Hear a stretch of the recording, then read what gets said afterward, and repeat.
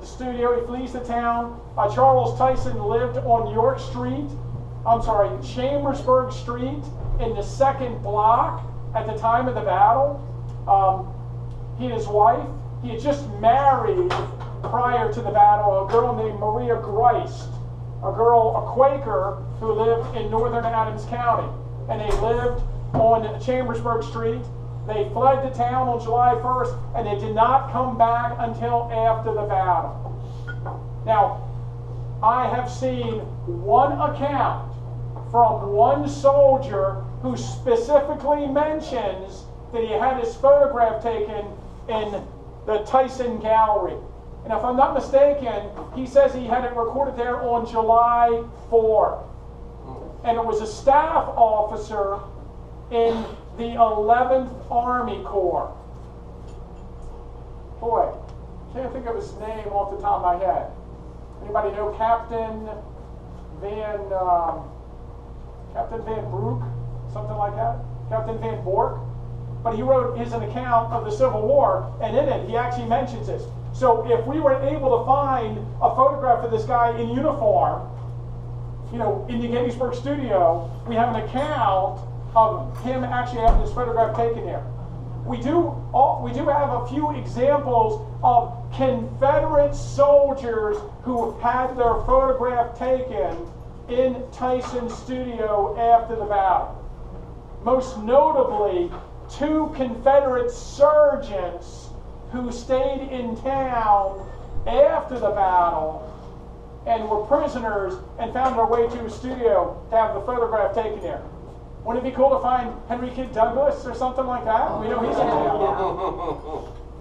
So, but the interesting thing about Tyson's account is that he says that he comes back after the battle's over and there's an artillery shell embedded in the wall of his photographic studio. And of course, that artillery shell is still embedded in the wall. And according to Tyson in the 1880s, the shell is still there exactly as it entered the building that day. And honestly, I am not sure if the shell has ever been removed from the building and the fuse taken out and the powder emptied out and the shell put back in. Outside of the malt shop, is that what Usually when I bring this up to the people in the malt shop who are from Baltimore, friends of mine, they laugh. And I usually say, well, one day the building's going to catch on fire, there's going to be a lightning bolt, and we're going to find out. Somebody's going to run their car into the front. That's right. We're going to find out one day, maybe. Also, I should point out, for everybody's enjoyment here, that what's the name of the ice cream shop there? That is not a Cannonball. It is an artillery shell. They have incorrectly named their establishment. So next time you go in there, I want you to say, hey, and see if they might know who told you to say that.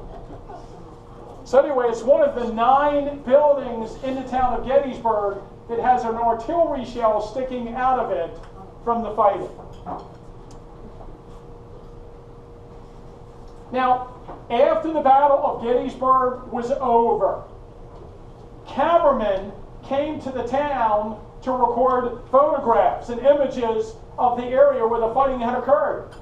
You might think that since the Tyson brothers had a photographic studio in the town, that they had a definite advantage of recording images of the battle. But there is no reason to believe that the Tyson brothers had the equipment to record images outside of their studio. There are 5 known images recorded in Adams County outdoor prior to the Battle of Gettysburg. 2 of them are the Globe Inn on York Street. And simply, the Tysons took their camera and stuck it out the window and shot a photograph across the street of the Globe Inn. So One of them is Gettysburg College. And we're not sure how they did it. But the glass plates have to be treated with a chemical almost immediately, and either the Tysons rigged up some kind of temporary development facility near the college, or it was taken near the intersection of Washington Street and Chambersburg, had a guy on horseback waiting, and they exposed the glass, and then they rode down the street real quick to the studio and hit it to somebody and immediately developed it. What do you think about that, Ron? Is that crazy? On a humid day, you can get 20 minutes, 25 minutes. So maybe it's not so they could do it. Oh. So there's one other image. Oh, there's one image of the courthouse from 1859, but I think that was done by Weaver. And there's a street scene in New Oxford, where again Charles Himes put his camera at the window and took a photograph down the street out the window. So we don't have a lot of examples of outdoor photography. Question? Go ahead. Himes is dry plate. What's that? Himes used to dry plate. That's right. So Himes is using a dry plate, and it's a totally different process, and he doesn't have to worry about that. And Himes did record outdoor photographs prior to the battle, but we only have one example of one he did in Adams County at that time. So the Tyson brothers, though, very quickly do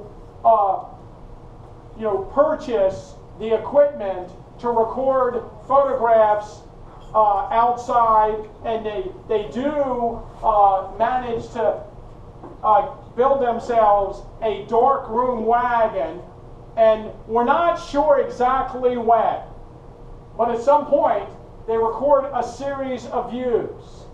And I don't remember exactly what the total we have now of those views is known, but there's at least 18, and I think every once in a while we find another one, so maybe there's 30 of them known, recorded between late July and November of 1863.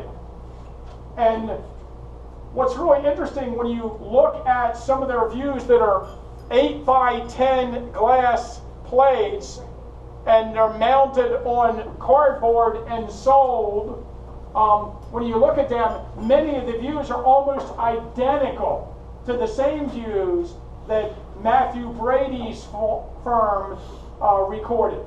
And this leads to the obvious speculation that the Tyson brothers, photographers in town, after the battle, here comes Matthew Brady. What are you going to do? Hang out with him. So it makes all the sense in the world that the Tysons are traveling around the battlefield with Brady, especially since many of their views are from the same exact angle as Brady's views. And how would they know that?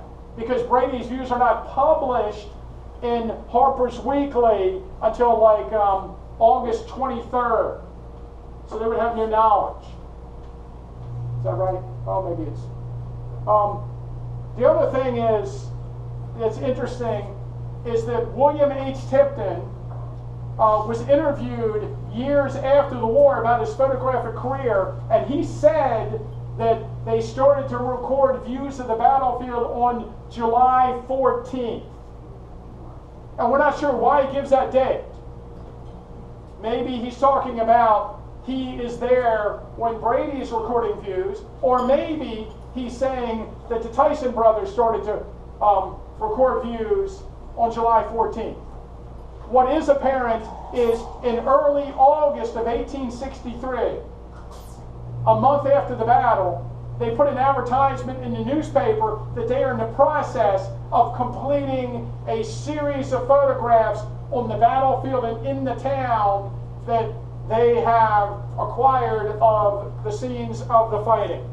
And this is how they appear on these large mounts.